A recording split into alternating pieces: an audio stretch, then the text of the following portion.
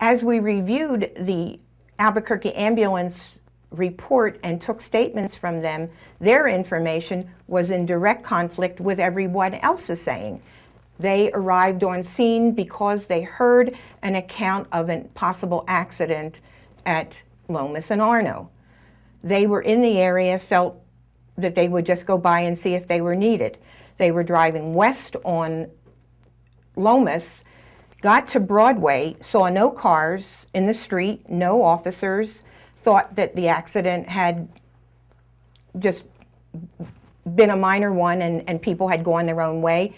They made a U-turn to go back to their headquarters as they were going east on Lomas. They noticed the red car up against the pole. They left the ambulance there, ran over to the car, and the ambulance person found the victim inside the car. They gave a statement, an affidavit, that there were no police, no other cars, no persons, just this injured girl in this red car on this dark street. And it was only a few minutes later that fire rescue arrived that there was anybody there to help them with the scene. That was so inconsistent with what the police reports we had. I went and followed up and interviewed all of the fire rescue people. They said the same thing. There were no police at the scene. No one flagged them down. When they got there, they found a bullet hole in the side of the car, and then they began to notice some police involvement. That has never been resolved. When was emergency medical care called for this victim? The police logs do not show a request for medical care. Where were the police officers who were at the scene? Where was the man who was at the scene? And why do all of their stories vary about when rescue arrived? Those questions remain unanswered. We were trying to get more information. Could never understand why they could not classify this obvious shooting as a shooting. We had asked for pictures from the police department, but they weren't provided. We didn't get copies of the police pictures until 2 or 3 years later. When I saw the picture of the car and the bullet hole in the side of the car and the way the glass was broken, it is inconceivable to me how no one recognized that as a shooting immediately. 2 trained Albuquerque Police Department officers approach this scene, this car, and classify it as an accident. Further pictures showed more inconsistencies. The criminalistics report adds more confusion. The car is processed, they say, for fingerprints, and it is negative. That's inconsistent with a random drive-by shooting. Random drive-by shooting, people don't stop and wipe prints off a car that they have shot at.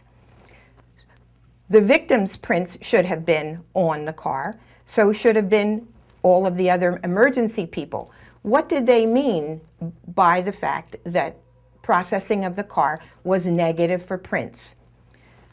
My explanation was that they probably meant no workable prints, which is a logical thing. But when I tried to get confirmation of that, we could get no answers to our questions.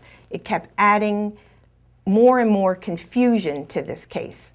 It was damage to the victim's vehicle that Officer Wallace gives an interview to me in which he said she and Detective Merriman were arguing about the fact that the damage was because the victim struck her head in a car accident. And somewhere along the line, somebody calls for a supervisor at the scene. So 25 minutes, this scene is not considered a crime scene, not protected, not documented. More and more and more questions, and we still, to this day, have no answers to some other questions.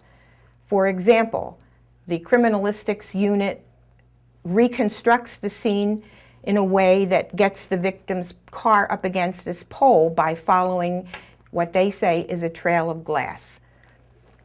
We had a diagram where they drew a picture of a trail of glass.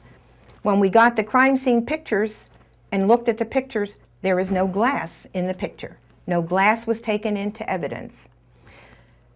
The criminalistics unit was at the scene only a couple of hours and processed the vehicle. The vehicle was towed away. It was towed with no evidence hold. This becomes controversial because during the course of our investigation, we come across news footage of the Kait and Arquette shooting, showing criminalistics people processing the scene. Thought this was really valuable to our investigation. And then we see in this video daytime video of the Kait and Arquette case in the impound lot.